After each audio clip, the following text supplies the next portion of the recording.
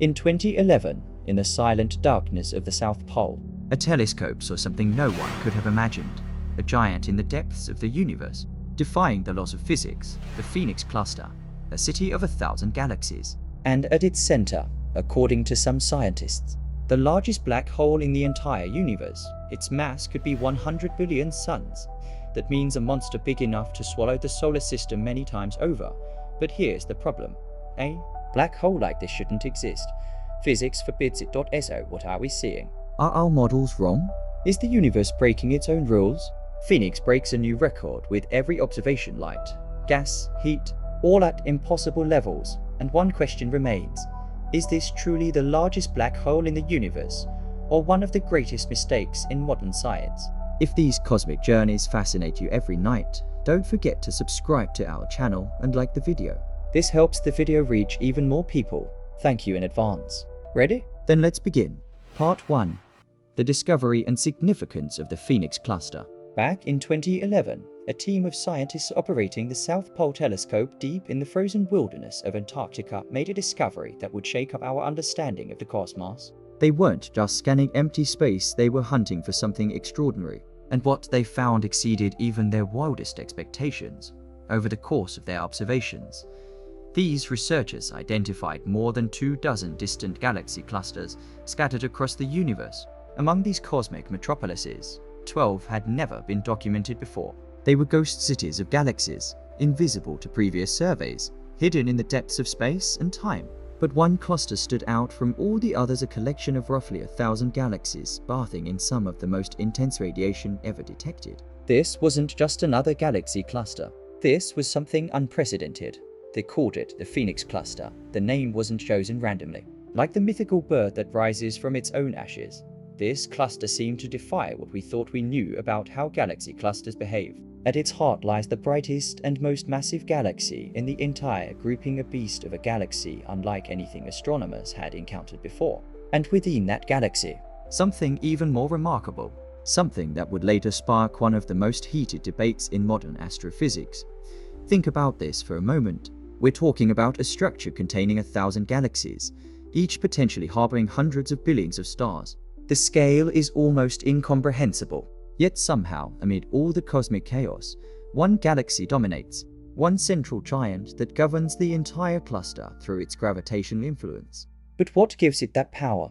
The answer lies at its very core, a supermassive black hole of such staggering proportions that some scientists claim it might be the largest black hole in the entire observable universe. We're talking about a gravitational monster with a mass that allegedly exceeds entire galaxies.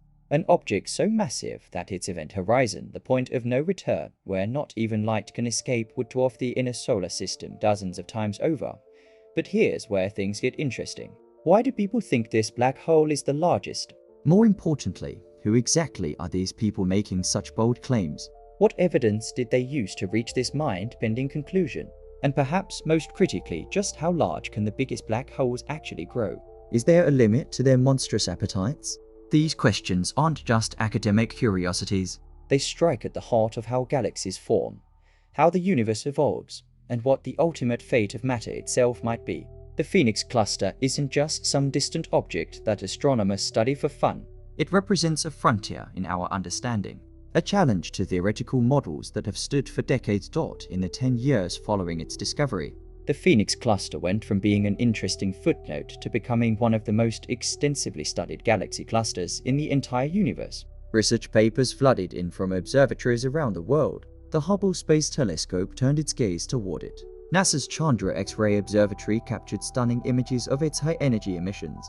Radio telescopes picked up signals from its active core. Every new observation seemed to shatter another cosmic record.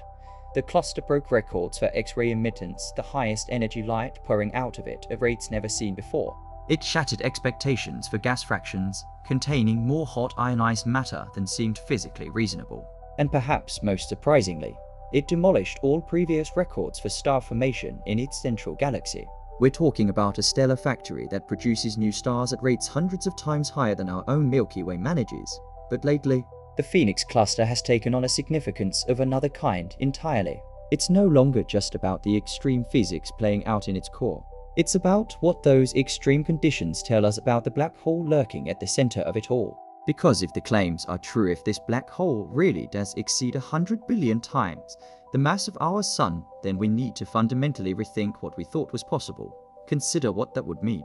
100 billion solar masses. That's not just big.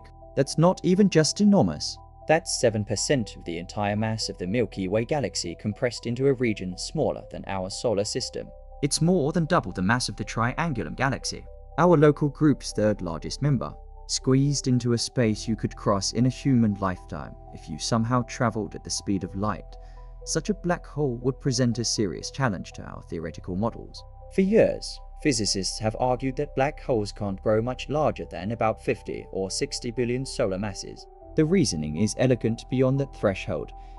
The accretion disk feeding the black hole becomes so enormous that the matter within it would condense into stars long before reaching the event horizon.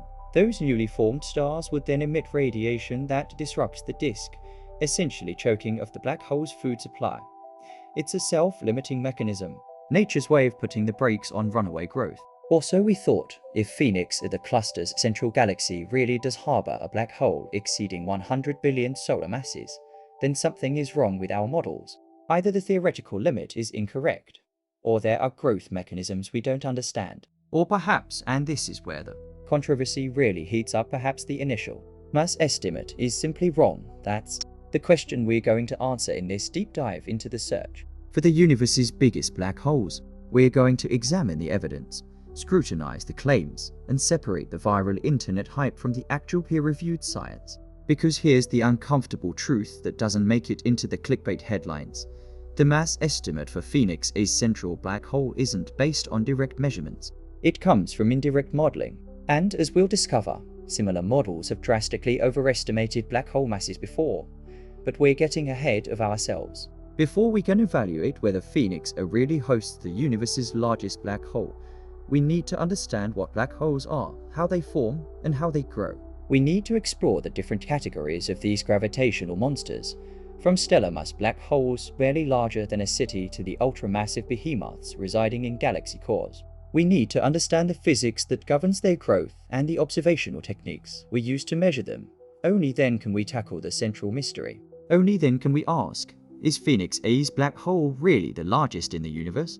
Or is this just another case of an exciting preliminary estimate that won't survive the scrutiny of more detailed observations? One thing's for certain, the answer matters. Because scattered throughout the universe are thousands, perhaps millions of galaxy clusters, each one potentially harboring a supermassive black hole at its core. The question of maximum black hole size isn't just about one object. It's about understanding the fundamental limits that govern how massive structures can become in our universe. And that's a question that reaches far beyond any single galaxy cluster. No matter how extraordinary the Phoenix cluster might be, the stakes are cosmological. The implications are profound. And the truth, well, the truth might surprise you. Because as we're about to discover, the most popular answers aren't always the correct ones, especially when it comes to the extreme physics of the universe's most massive objects. So buckle up. We're about to embark on a journey through some of the most extreme environments in the cosmos. From stellar corpses to galaxy-devouring monsters, from the hearts of quasars to the cores of galaxy clusters. This is the search for the universe's biggest black holes. And the truth about Phoenix A's elect champion status might not be what you expect. Part 2. Black holes types and formation mechanisms. To understand why the claim about Phoenix A is so extraordinary, we first need to take a step back. We need to establish the fundamentals. What exactly is a black hole? How do these cosmic monsters form? And why are there such dramatic differences in their size? The answers to these questions take us on a fascinating journey through the most extreme physics in the universe. A journey that begins with the remnants of dead stars and ends in the cores of the most massive galaxies. The fundamental nature of black holes. Black holes are volumes of mass that have been compressed so densely that their gravitational influence warps the spacetime around them. Picture it like this: mass curve spacetime, much like a bowling ball dents a trampoline. The heavier the object, the deeper the dent. But what happens when this dent becomes so deep that nothing can climb back out? That's exactly what a black hole is within a region of warped spacetime. The force of attraction becomes so immense that the escape velocity exceeds the speed of light. And here's the critical point. Nothing in the universe can move faster than light. That means even massless photons like particles themselves cannot escape. They fall straight toward the center, resulting in a lightless sphere of unrendered space around the mass concentration. We call this boundary the event horizon. The name is perfectly chosen. A horizon marks the limit of what we can see. Beyond the event horizon, no information can reach us. What happens there remains hidden forever. It's the ultimate cosmic censorship, a boundary imposed not by technology or cleverness, but by the fundamental laws of physics themselves. Although the concept might sound ominous, the science behind it is anything but. Every time we compress enough mass into a sufficiently minuscule volume of space, an event horizon of extinguished light will form around it. And in a universe dominated by gravity, there are several ways to achieve gravitational collapse. Here's what's amazing. The formation of black holes isn't some rare, exotic event. It's a natural consequence of stellar evolution.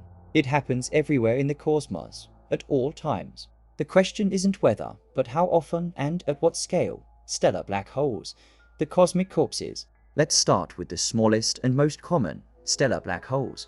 These form from the remnants of collapsing stars. And we have compelling evidence for this process. Mini-quasar binary systems like GOJ 165540 provide us with direct observations of how stellar black holes are born. When a massive star goes supernova, only its outer layers ignite. The inert core remains behind, exposed and without an energy source. In the absence of the radiation pressure that stabilized it during the star's life, this core collapses under its own weight. But not every stellar core becomes a black hole. That's the critical difference. If the collapsing core weighs less than about 3 solar masses, it stabilizes as a neutron star, an incredibly dense object, but not one with an event horizon. The degeneracy pressure of the neutrons is sufficient to prevent further collapse, but if that core is heavy, say 5, 10, or 20 solar masses, then there's no known force that can halt the collapse. The core continues to compress and compress and compress until an event horizon forms around it. At that moment, we have a stellar black hole. These cosmic corpses typically weigh between 5 and a few dozen solar masses. They are by far the smallest and most common type of black hole. The Milky Way alone could be littered with the corpses of millions of its bygone stars. Think about that, millions of black holes drifting through our galaxy, most completely invisible and undetectable in the vastness of space. But some light up as they feed. And that's where things get interesting. Growth through accretion. The slow path to size. Black holes grow through a process called accretion. The shredded material closest to the event horizon, under the greatest tidal influence, collects into a thin, rotating disk along the black hole's axis. This accretion disk isn't a static structure, it's a wild, chaotic environment where matter whirls around at tremendous speeds. On the inside of this disk, a small fraction of excited particles will eventually experience enough drag force to guide them below the event horizon. They plunge toward the center, increasing the black hole's mass. But here's the catch. The overwhelming majority of matter in the disk remains outside. Instead, it orbits the horizon at obscenely high velocities and temperatures. How hot are we talking here? Try millions of degrees Celsius. The friction between layers of material in the accretion disk generates intense heat. This superheated matter radiates across the entire electromagnetic spectrum from radio waves to X-rays. That's how we discover many stellar black holes in the first place. We don't see the black hole itself, but the glowing material swirling around it before it falls in. So the process of accretion is fairly slow burning for a stellar black hole. It can accumulate a few dozen extra solar masses of material over many millions of years. That might sound like a lot, but on cosmic scales, it's a drop in the bucket. A stellar black hole starting at 10 solar masses might reach 50 or 60 solar masses after 100 million years of feeding.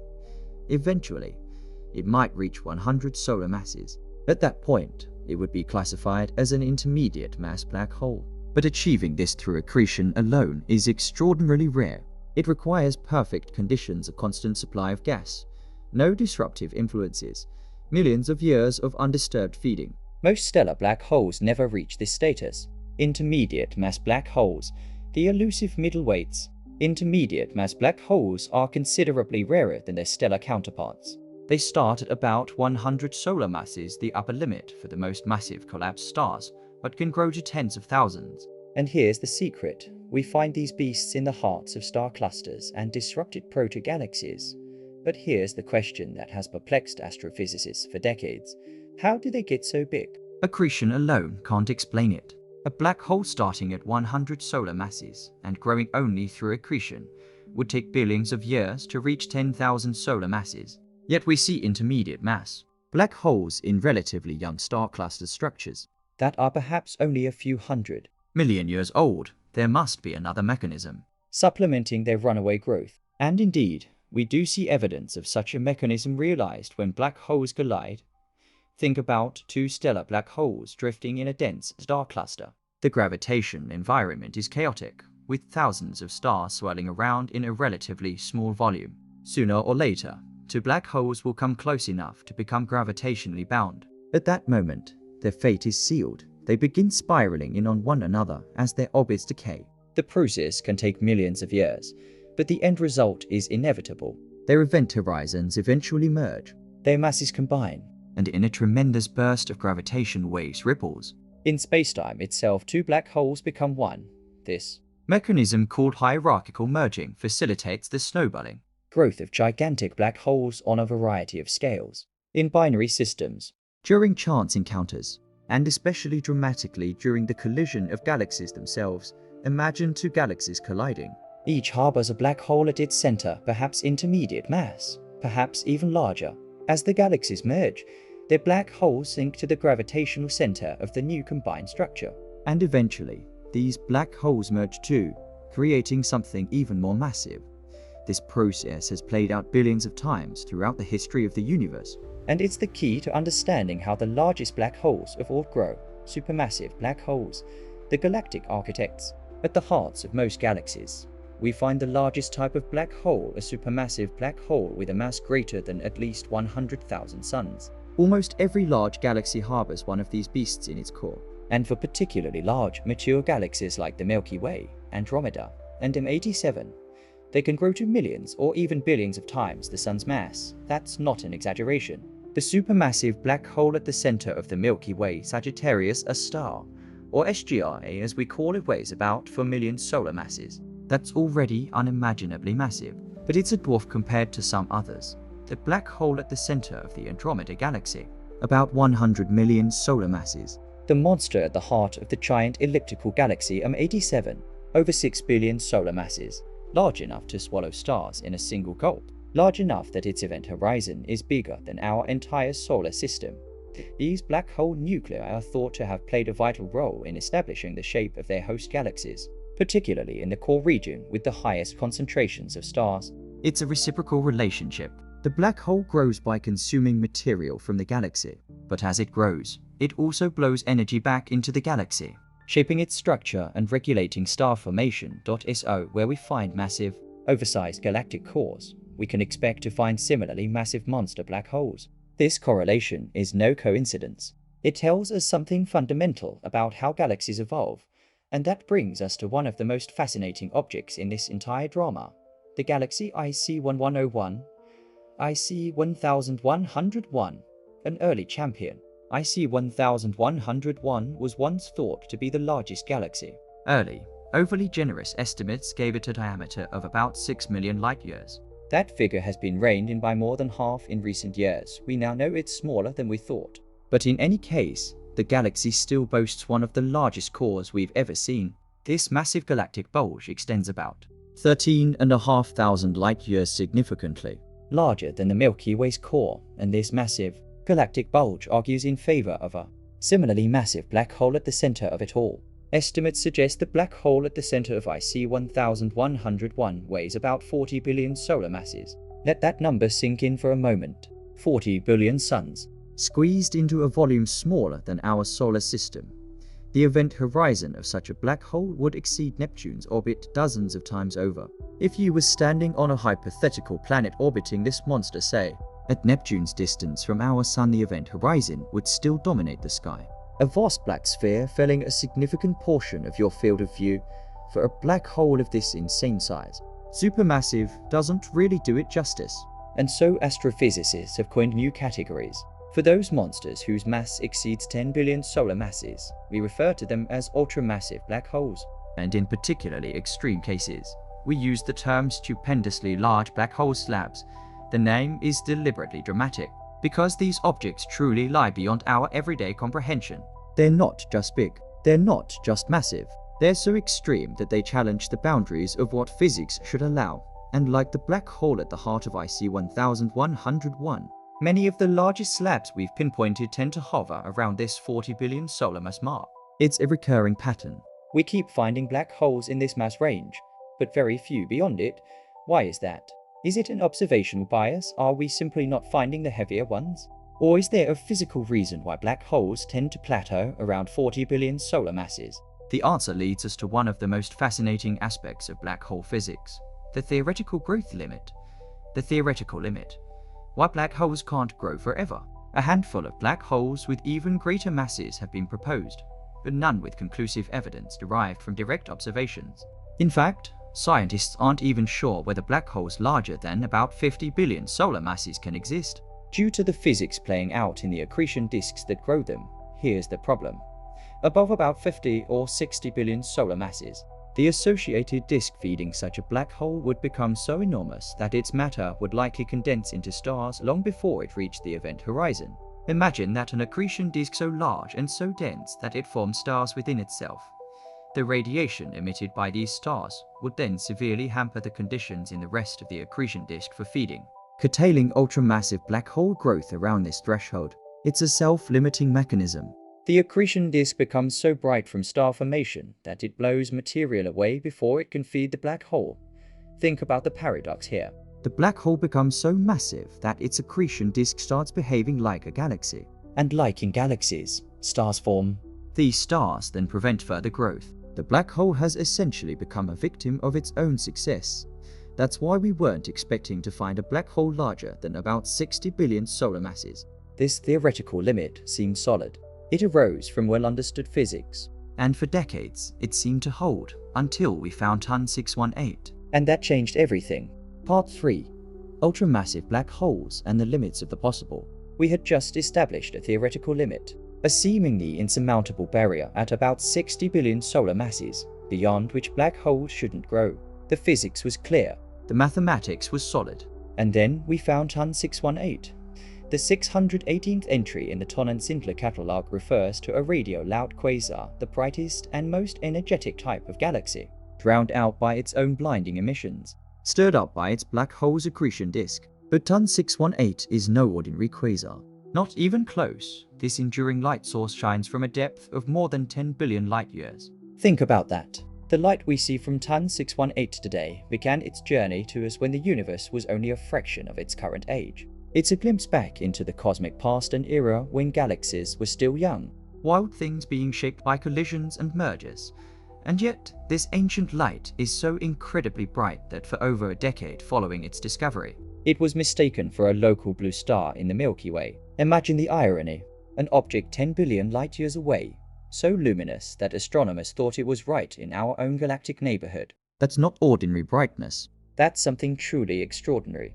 The unveiling of TON 618, a monster beyond imagination. In 1970, radio surveys revealed the true nature of the saucer quasar, powered by a colossal, accreting black hole. But the real surprise came when scientists attempted to reverse engineer the properties of this black hole from its spectral data. They discovered that matter must be crossing its horizon at more than 7,000 kilometers per second to generate its emission profile. Let that velocity sink in for a moment.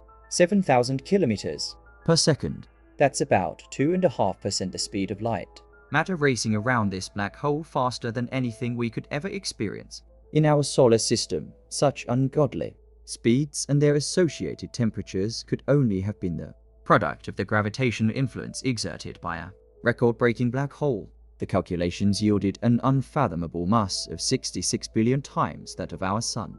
66 billion. That's not just beyond the theoretical limit, it shatters it completely. At such an extraordinary weight, the event horizon of this beast would stretch for little under 400 billion kilometers. The radius alone would be more than 40 times the distance between Neptune and the Sun. If you place this black hole where our Sun is, its event horizon would reach far beyond Pluto's orbit, far beyond the Kuiper belt. It would engulf much of what would cloud the icy shell at the edge of our solar system. But here's the uncomfortable truth. This estimate has been rolled back somewhat in recent years. More recent analyses using refined techniques suggest TAN 618 is probably closer to 40 billion solar masses, still monumentally massive, but not quite the universe-breaking monster it was originally thought to be. Nevertheless, it is TAN 618 that has enjoyed the most success in capturing the hearts and minds of amateur astronomers, appearing in size comparison videos, in news articles, and on discussion forums. This black hole has become something of a people's champion, a designation that instantly springs to mind when contemplating the largest black holes in the universe. Why this cultural resonance? Perhaps because TAN 618 isn't just big, it's understandably big. It's the black hole everyone can name. The clear record holder, uncontested for years. Until now, the rise of new contenders, the search intensifies. In recent years, there have been murmurs of a new champion, a black hole with a mass claimed to smash TAN 618's previous record, and its name is now also starting to crop up on sites like YouTube, Reddit, and Wikipedia. Claimed to be the new largest black hole in space, the monster lying at the heart of the Phoenix cluster of galaxies. But before we get to that controversial candidate, we need to examine other ultramassive black holes competing for the title, because the truth is more complicated than simple headlines suggest. Measuring the most massive black holes in the universe is no simple task. It's fraught with uncertainties, competing methodologies, and often conflicting results. Take IC 1101, which we already discussed. This black hole, residing in one of the largest known galaxies, is estimated at about 40 billion solar masses. But here's the question, how certain are we about that number? The estimate is based on indirect methods, primarily the relationship between the mass of the galactic bulge and the mass of the central black hole. This relationship, the so-called M-sigma relation, correlates the mass of a supermassive black hole with the velocity dispersion of stars in the galaxy's bulge region.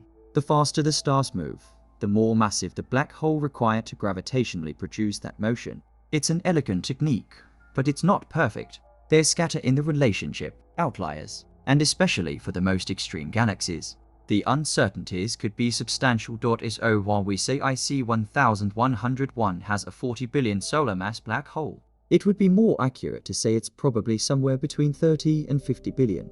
That's a pretty large uncertainty range. And that's the problem with studying the most distant and massive black holes. Our measurement uncertainties grow larger as the objects become more extreme. The SLAG category, stupendously large black holes. For these most extreme monsters, those exceeding 10 billion solar masses, astrophysicists have coined the wonderfully descriptive term stupendously large black holes, or SLABs. It's not an official classification in the strict sense, but it's a useful term to distinguish the absolute upper class of supermassive black holes.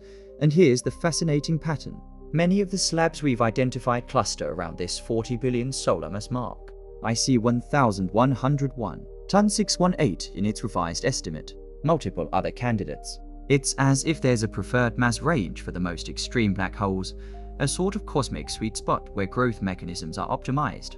But why? Is it because that's the actual physical limit where accretion disk instabilities prevent further growth? Or is it an observational bias? Are we preferentially detecting black holes in this mass range while missing even heavier ones? The answer remains elusive. But one thing is clear. If we should find a black hole significantly exceeding 50 or 60 billion solar masses, we'd have to seriously rethink our theoretical models. Either we're allowing growth mechanisms we don't yet understand, or our calculations about accretion disk physics are flawed. Here's the issue.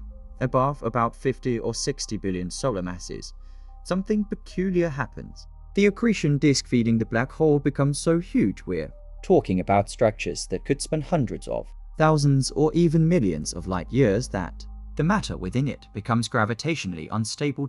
In these vast, extended disks, matter starts to clump. It condenses, and eventually, it ignites in star formation. Suddenly, you don't have a simple accretion disk feeding a black hole anymore. You have a star-forming region, essentially a galaxy surrounding the black hole. These newly formed stars emit intense radiation. That radiation pushes on the surrounding gas, blowing it away. And that disrupts accretion. The black hole loses its food supply. Its growth halts. It's a negative feedback mechanism, a self-regulating limit imposed by nature itself. And that's why most theoretical models predict black holes can't grow much heavier than 60 billion solar masses. At least not through accretion alone. Homebook 15a, a cautionary tale. There's an important lesson in the story of Homebook. 15. A black hole that demonstrates why we need to be cautious about sensational mass estimates. Homebook. 15 lies at the center of a giant elliptical galaxy about 700 million light-years from Earth in the early 2000s.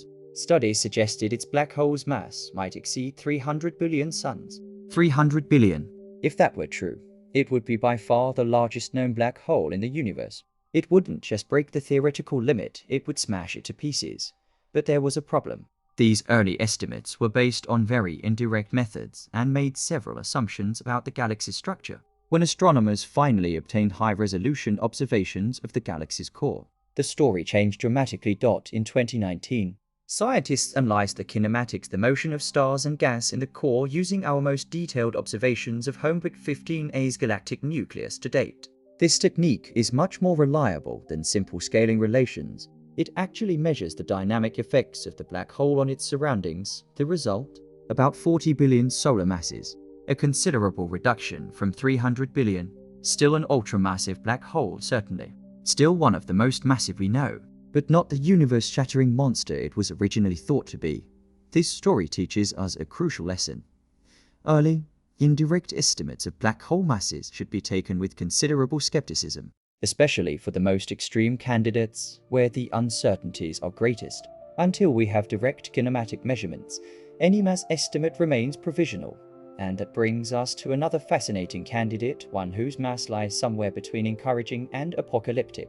4C plus 74, 13, the black hole of enormous outbursts, about 2.5 billion light-years from Earth in the constellation Camelopardalis, lies an active galactic nucleus designated 4C plus 74, 13. It's not a catchy name, but the object itself is remarkable. In 2005, astronomers discovered this galaxy had experienced an enormous outburst, one of the most violent eruptions ever recorded in a galactic core. The outburst pumped out the equivalent of hundreds of millions of gamma ray bursts over a period exceeding 100 million years. That's not a brief, explosive event. That's sustained, relentless energy output over geological timescales. This eruption carved out a pair of X-ray cavities, huge bubbles of empty space from which cooling gas has been expelled. Both cavities measure about 600,000 light-years in diameter.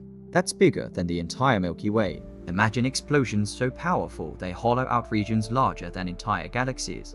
Such an extreme, far-reaching eruption points to an ultramassive black hole growing at an alarming rate as it devours a progenitor galaxy. Estimates place its mass at least 15 billion solar masses. But some models suggest it could be as much as 51 billion, where it teeters precariously at the limit of our theoretical model. Here's the fascinating dilemma.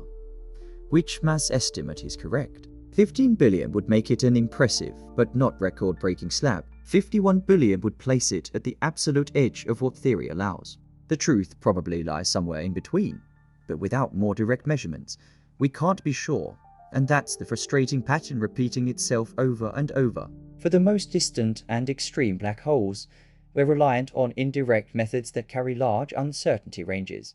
We can set up our limits. We can make reasonable estimates, but precise mass measurements remain elusive. Able 1201, a step toward precision. There is hope on the horizon, though.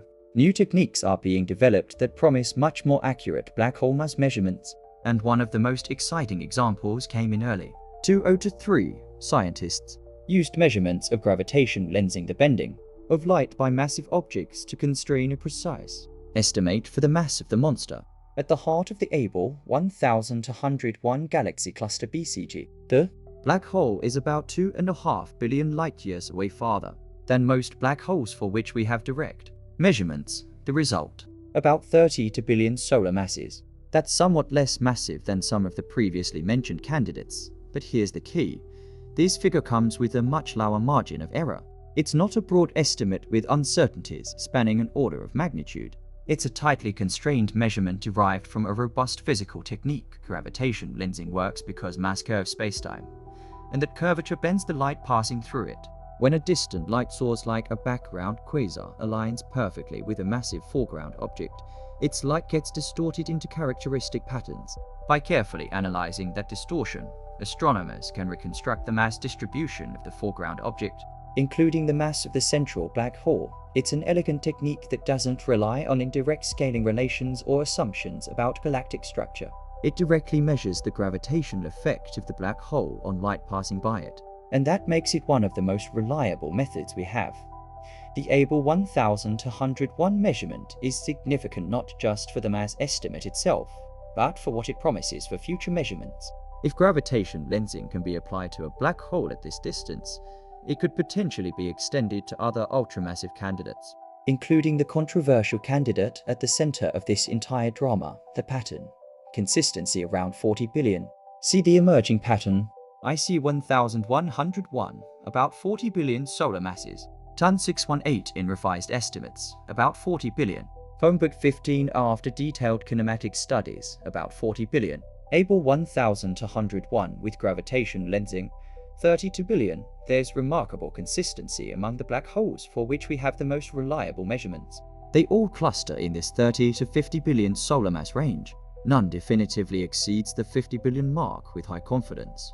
This suggests the theoretical limit to the idea that accretion disk instabilities prevent growth beyond about 50 or 60 billion solar masses is actually reflected in observational data. We're not seeing black holes routinely exceeding this limit by large margins. The largest, best measured candidates all remain below it. But what about Phoenix A? Why is it claimed to exceed 100 billion solar masses? Where does that number come from?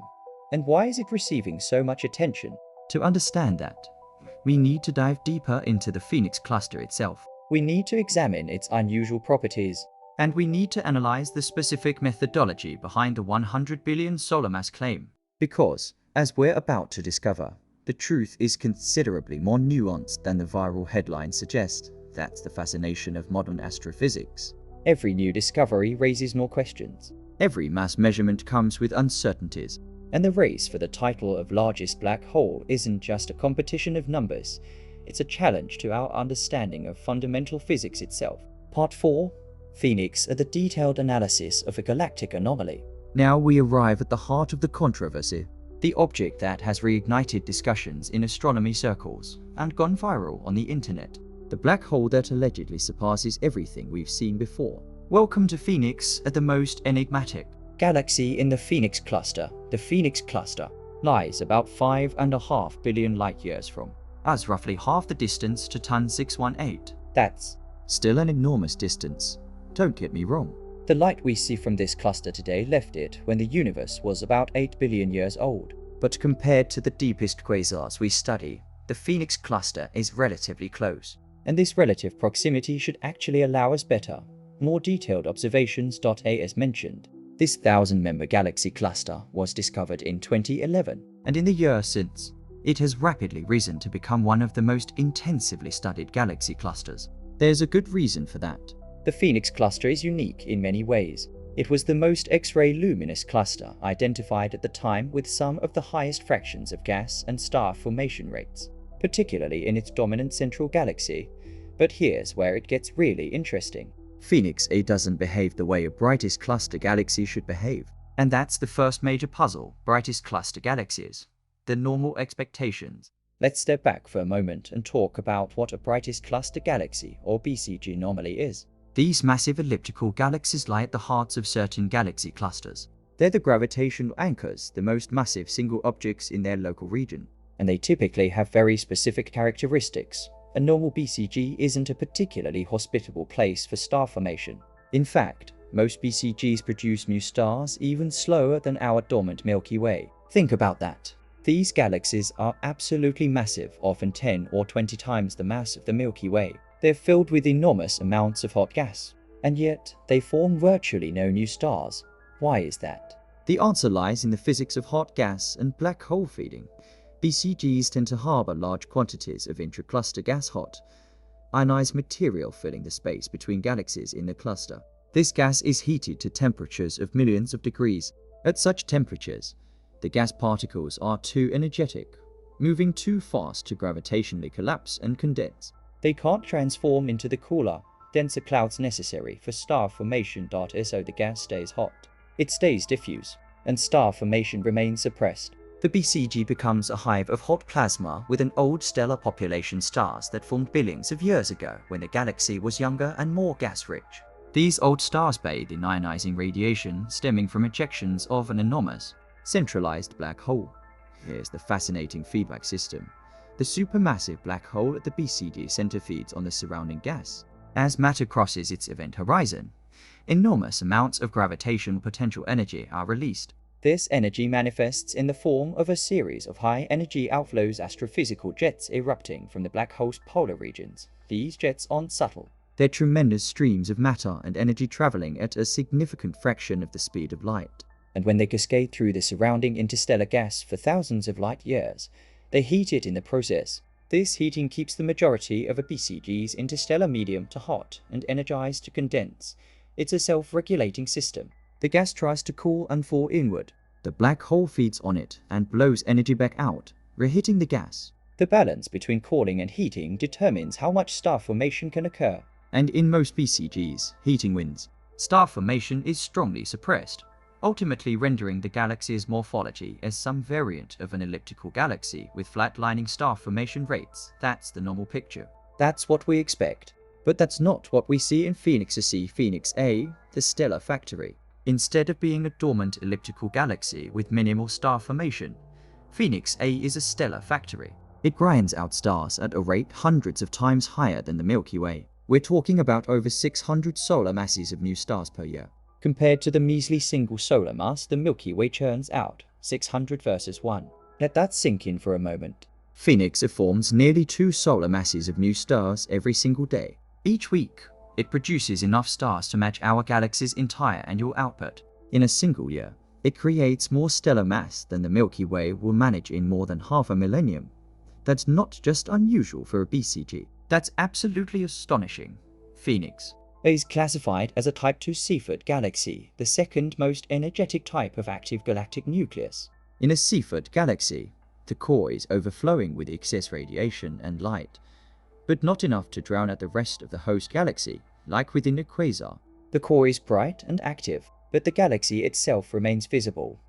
Phoenix A derives most of its centralized luminosity from a packed population of freshly fused stars atop thick blankets of radiant star-forming gas.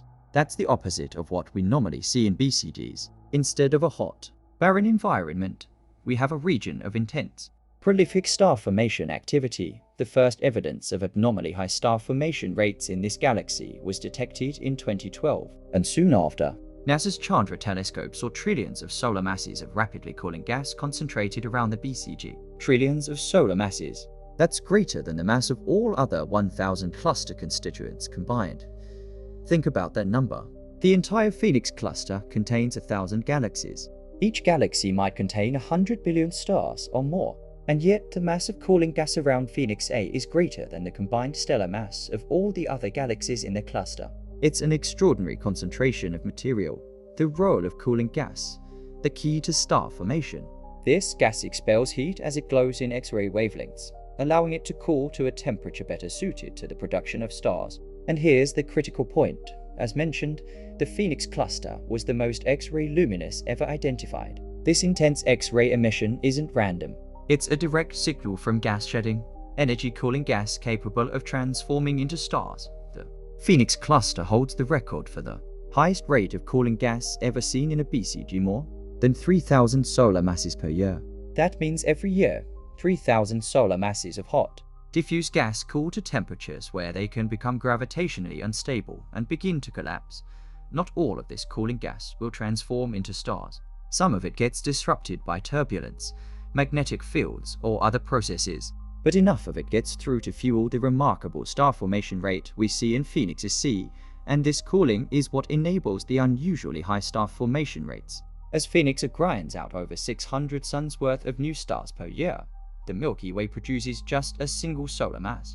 The contrast couldn't be more dramatic when the Hubble Space Telescope focused its eyes on Phoenix A. It saw these stars arranged into an enormous series of great filaments. These structures measure 330,000 light-years by 160,000, both longer than the entire Milky Way galaxy, and the largest such filaments ever discovered. Imagine that. Filamentary structures of newly formed stars and star-forming gas, each larger than our entire galaxy. They extend from Phoenix A's core like luminous tentacles. It's one of the most spectacular star formation displays ever observed in the universe. Such unusual features point to a lack of black hole activity in the galaxy's recent past. If it were any other way, if the central black hole had been active, pumping energy into the surrounding medium, we wouldn't see these great breakouts of star formation within the swathes of cooling gas. The central black hole must have been dormant, sleeping, not feeding, and that has allowed the gas to cool without being disrupted by energetic outflows. Hence the unprecedented star formation activity. But here's the paradox. If we observe Phoenix A in another wavelength, we do see signs of active galactic outbursts imprinted upon the cluster's emission profile. it's a contradictory picture. How can the galaxy simultaneously show signs of dormant and active black hole behavior? The X-ray cavities, echoes of past violence. The answer lies in the timescale. Above and below the stellar filaments, we see a pair of cavities carved into the structure's X-ray footprint. These cavities correspond to areas that have been emptied of their cooling gas, most likely due to an eruption from its black hole feeding. The larger pair of cavities, in particular, points to an extremely powerful outburst about 100 million years ago. This outburst sent an enormous shockwave cascading through the galactic medium, hollowing out the region of star birth by expelling cooling gas. 100 million years. That's geologically ancient, but cosmically speaking, it's relatively recent. And here's the fascinating timeline picture that emerges. 100 million years ago, Phoenix A's central black hole was active. It was feeding. It was growing, and it was blowing massive amounts of energy into its surroundings. That energy created the large X-ray cavities we see today. But then, after this violent outburst, activity subsided. The black hole returned to a more dormant state. And without the constant infusion of energy to keep the gas hot, it began to cool. Star formation kicked off, and over tens of millions of years, the massive stellar filaments we observe today have built up. It's a temporal mismatch. The cavities are echoes of past violence. The star formation is a more recent phenomenon, made possible when that violence ceased. But there are also inner cavities, smaller structures pointing to a second, less significant eruption that occurred tens of millions of years later.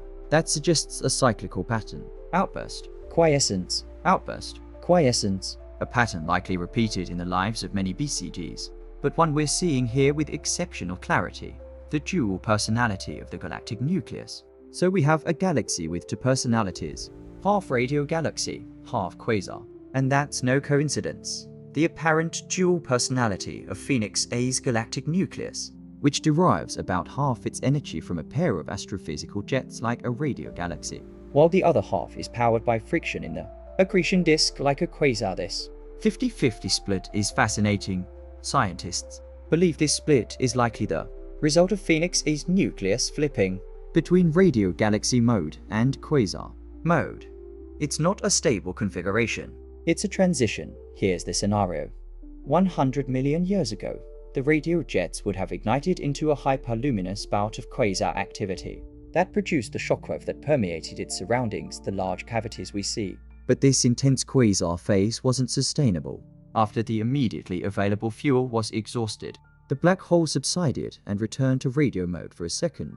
Less significant eruption tens of millions of years later echoed by the inner cavities, and ever since, the black hole has been lying dormant, unable to reheat its surrounding gas. That has allowed the gas to cool and enable this brief, fleeting window of star formation we see to commence. But here's the million-dollar question. How long will this star formation window remain open? Eventually, the cooling gas will be exhausted, or the central black hole will reawaken and begin reheating its surroundings. When that happens, star formation will grind to a halt. The stellar filaments will fade, and Phoenix A will transform into a more typical dormant BCG. We're catching it in a brief moment of cosmic time. A window that might only last a few tens of millions of years, a blink in the history of a galaxy that's billions of years old. We're lucky to witness this extraordinary phase. But what does all of this tell us about the central black hole itself? Where does the claim of 100 billion solar masses fit into this picture? The size estimate, a new framework. In 2015, scientists at the Max Planck Institute for Radio Astronomy developed a new framework for locating the biggest black holes in the universe by searching at the hearts of galaxy clusters. The approach was innovative. Instead of relying solely on scaling relations or direct kinematic measurements, they used the properties of observed X-ray cavities to estimate the mass of the black holes that could produce such outbursts. The logic is elegant. Larger, more energetic outbursts require more massive black holes. The size of the cavities, the energy required to produce them, The timescales over which they formed all of this can be used to calculate backward the mass of the central engine dot in their paper. The authors highlight the black hole at the heart of the Phoenix cluster as a candidate slab that, based on their model, may warrant a mass on the order of 100 billion solar masses. 100 billion. More than double the theoretical limit, and it is this mass prediction that has shaken up conversations surrounding the largest black hole in recent months. At 100 billion solar masses, Phoenix's star would be more than 24,000 times the mass of our galaxy's central black hole. SGR star, and about 7% of the mass of the entire Milky Way galaxy, not to mention more than double the mass of the triangular galaxy. Such a description defying weight translates to an event horizon stretching for more than 500 billion kilometers, with a diameter of 3,900 astronomical units, 100 times greater than the median distance between Pluto and the Sun. Such a beast of a black hole would present a serious challenge to what we thought was possible. It would require us to re-evaluate our theoretical models of black hole limitations. It would raise fundamental questions about how such extreme objects can grow without being constrained by accretion disk instabilities. But and this is a big but one has to examine the context of this estimate before getting carried away, because as we're about to see, it's not based on any direct measurement of Phoenix A's dynamics. It's an indirect, model-based prediction, and as we learned from the history of Homebook 15A, such predictions can prove to be dramatically inflated when more detailed observations become available. The context of the 100 billion solar mass estimate. Here's the critical detail often lost in viral headlines. The 2015 paper gave the same ballpark estimate of 100 billion solar masses to no less than 3 central cluster black holes. Not just Phoenix, a star, also IC1101 star, and the black hole at the heart of another BCG, Homebook 15A, 3 different black holes, all estimated at the same rough mass range based on similar methods. But here's the problem. We now know that IC1101's black hole is probably not quite as large as 100 billion solar masses.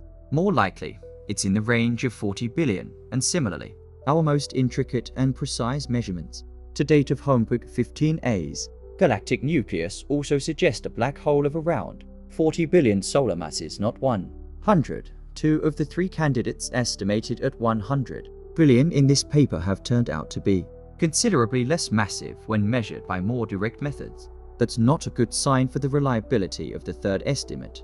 With this in mind, it would not be unreasonable to cast doubt over the claim that Phoenix A's black hole is so large. In fact, the apparent inability of the black hole to prevent star birth in Messier with its ejections has some proposing that Phoenix's star may be undersized compared to its cluster and thus unable to sufficiently reheat its gas. Think about this implication. If the black hole really were 100 billion solar masses, if it really were the most massive in the universe, it should have no trouble dominating its surroundings. Its energetic outflows should be powerful enough to keep the gas hot and suppress star formation, but that's not what we see. We see a black hole that isn't keeping the gas hot. A black hole that's allowing massive amounts of star formation to unfold in its immediate vicinity. That's more consistent with a black hole that's either dormant or possibly less massive than expected dot in reality. The true mass of Phoenix A's central black hole is likely to be much closer to the 40 billion solar mass mark predicted. For our other stupendously large black holes, it's probably similar to IC 1101, similar to TAN 618 in its revised estimates, similar to Homebook 15A when properly measured. That would make sense. It would align with the pattern we see in the best measured ultramassive black holes. And it would explain why the black hole is struggling to regulate star formation in its galaxy. It's large, certainly, but not as catastrophically massive as the 100 billion solar mass estimate would suggest. But here's the frustrating problem. We don't yet have a reliable direct means to conclusively pin down its true mass. The more distant active galactic nuclei at high redshifts are notoriously difficult to study. We're limited to indirect estimates for the time being, and that brings us back to the core of the controversy. The claim that Phoenix's star exceeds 100 billion solar masses has gone viral. It appears in black hole comparison videos, in news articles, in online discussions, often citing the 100 billion solar mass figure given by this paper. But the truth is that Phoenix's central black hole is probably not the largest we've ever found, and it's almost certainly less than 100 billion suns. The problem is we don't yet have a precise measurement to prove that definitively. Part 5. The Reality Check and the True Champion. We've reached the end of our journey through the universe's largest black holes, and now it's time for honesty. Time to separate the claims from reality. Time to ask, what do we really know? And what's just hype? The claim that Phoenix, a star exceeds 100 billion solar masses, has taken the internet by storm. It's gone viral in a way reminiscent of TON 618's early days. But unlike TON 618, which was initially based on spectral observations, actual data about the velocity of material orbiting the event horizon, the Phoenix estimate is based on something much more indirect. It's based on modeling. On assumptions.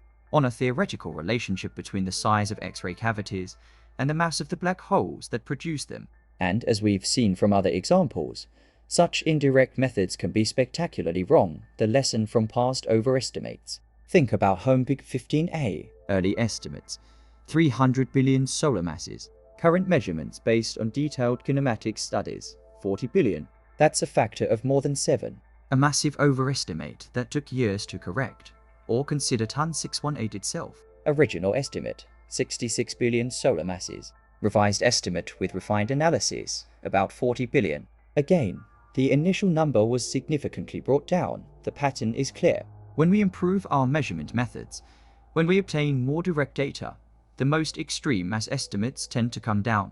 Initial estimates are often the most dramatic, and the most dramatic estimates are the ones that go viral. But they're not always the most accurate. With this background, we must view the Phoenix claim with skepticism. The 100 billion solar mass estimate comes from a 2015 paper proposing a new model. A fascinating model, certainly, but one that hasn't yet been validated by direct measurements.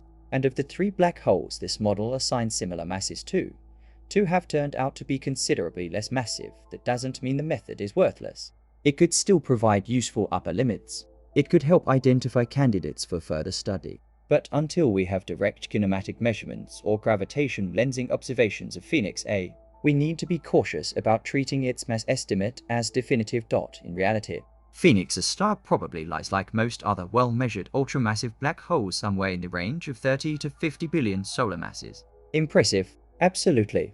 One of the most massive known black holes? Almost certainly. The largest in the universe with a mass that breaks all expectations? Probably not.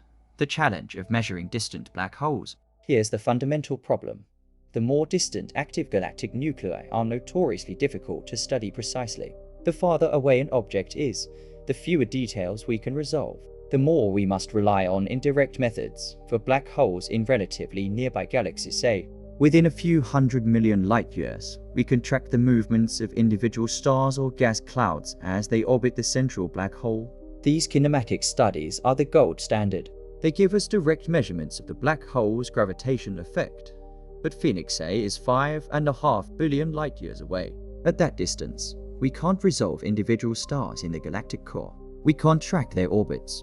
We must rely on cruder proxies: the overall brightness of the galaxy, the size of its bulge, the properties of its X-ray emission, the size of cavities in its hot gas. All these methods involve assumptions.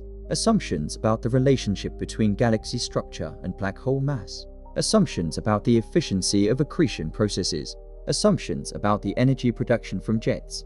And each assumption introduces uncertainty. That doesn't mean we can't learn anything, but it does mean we need to be humble about our limitations. The 100 billion solar mass estimate for Phoenix A isn't meaningless. It tells us this black hole is likely among the most massive we know, but it shouldn't be treated as a precise measurement. It's a preliminary indication that deserves further investigation. New techniques on the horizon.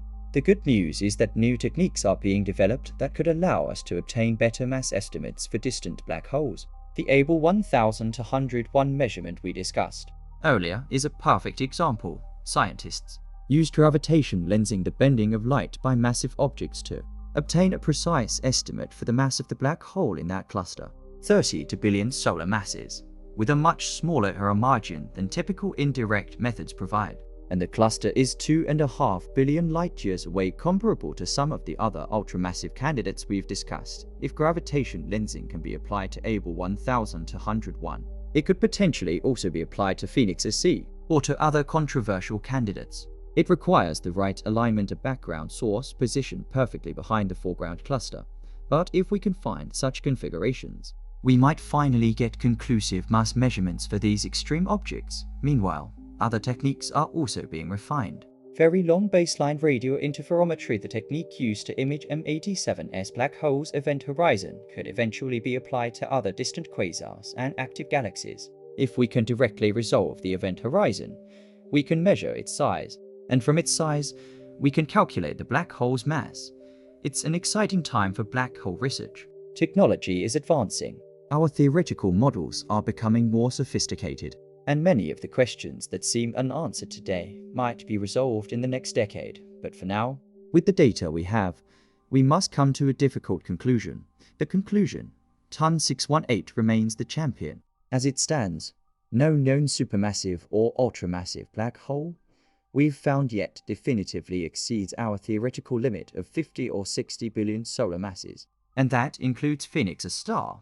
The most reliable measurements, those from IC 1101. From Homework 15A, after detailed kinematic studies, From Able 1201, with gravitation lensing, all fall in the range of 30 to 50 billion solar masses. they cluster around 40 billion. They don't dramatically exceed the theoretical limit. Phoenix will likely fall into this same range when we finally obtain precise measurements. The evidence the black hole's inability to suppress star formation.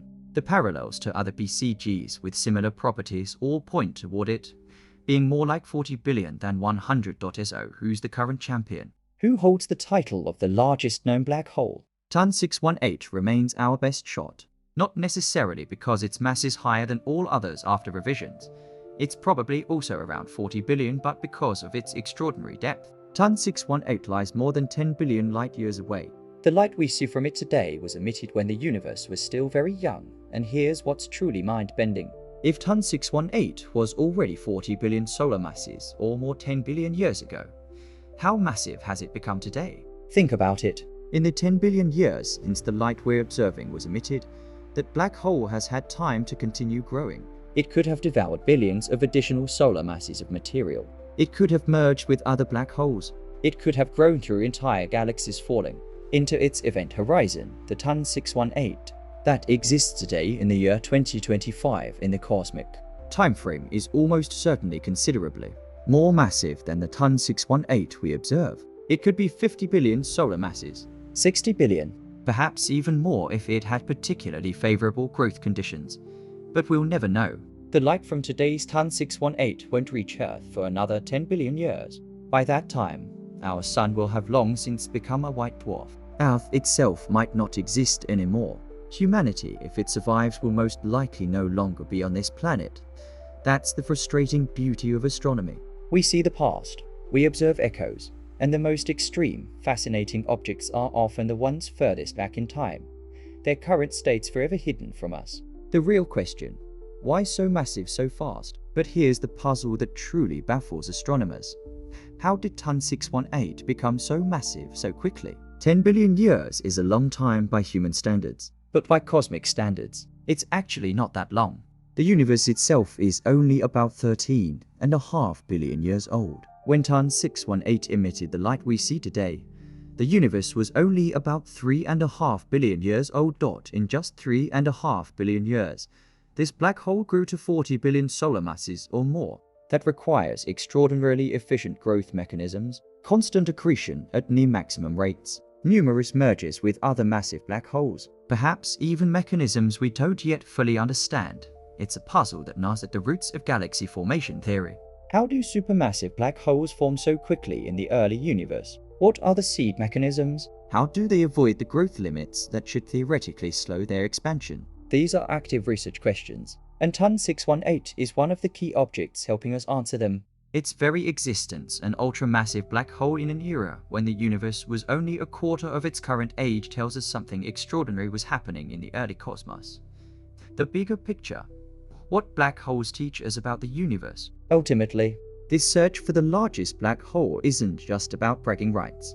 It's not just about putting a name to the most massive gravitational monster. it's about understanding the fundamental processes that shape the universe. Black holes aren't just passive objects sitting in space. They're active participants in galactic evolution. They regulate star formation. They drive massive outflows that shape the interstellar medium. They grow through mergers that emit gravitation waves ripples in spacetime itself that we can now directly detect. The relationship between black holes and their host galaxies is one of the most fascinating cosmic stories. Galaxies create black holes by funneling material to their centers. Black holes shape galaxies by pumping energy back into their environments. It's a symbiotic, evolutionary relationship that plays out over billions of years, and the most extreme examples the ultramassive black holes in brightest cluster galaxies, the massive quasars in the early universe. These are the laboratories where we can study these processes in their most dramatic form. Phoenix, with its unusual burst of star formation, shows us what happens when the central black hole temporarily goes quiet. TUN 618, with its extreme luminosity, shows us the peak of quasar activity. IC 1101, with its massive bulge, shows us the end result of billions of years of galactic mergers. Each of these objects is a window into different phases, different processes, different outcomes of cosmic evolution, and together they paint a rich picture of how the universe works. The takeaway: science over sensationalism. So what's the bottom line? What should we take away from this whole Phoenix controversy? First, be skeptical of viral claims about record-breaking cosmic objects. The internet loves superlatives. Biggest, brightest, most distant, and sometimes those headlines outpace the evidence. The claim that Phoenix's star exceeds 100 billion solar masses isn't based on new research. It's not a groundbreaking discovery from 2024. It's a nearly decade-old estimate from a modeling paper that assigned similar masses to 3 different black holes, 2 of which have proven to be considerably less massive when properly measured. That doesn't mean the scientists who made that estimate did anything wrong. They proposed a new framework. They identified interesting candidates. They invited further study. But preliminary model predictions shouldn't be treated as definitive mass measurements. Second, appreciate the challenge of measuring distant black holes. The most extreme objects, the most massive, the brightest, the most distant, are often the hardest to study precisely. Our best tools are stretched to their limits. Our theories involve substantial uncertainties, and early estimates are frequently revised as more data becomes available. Third, recognize that science is a process. Our current best answers aren't necessarily our final answers. As new technologies are developed, better telescopes, more sophisticated analysis techniques, innovative observational methods, our understanding will evolve. In 10 years, we might have a precise measurement of Phoenix A's black hole mass. We might discover it really is 100 billion solar masses or more, revolutionizing our theoretical models. Or we might confirm it's closer to 40 billion, consistent with other ultramassive black holes. Both outcomes would be fascinating. Both would teach us something important. But until we have those measurements, the most honest answer is, we don't know for certain, and that's okay. Uncertainty isn't the enemy of science. It's the fuel. It's what drives further exploration. It's what poses questions worth answering. So while TUN 618 retains its title as champion for now, not because of a dramatically higher mass, but because of its unprecedented combination of size, luminosity, and cosmic distance, the search for the universe's largest black hole remains open.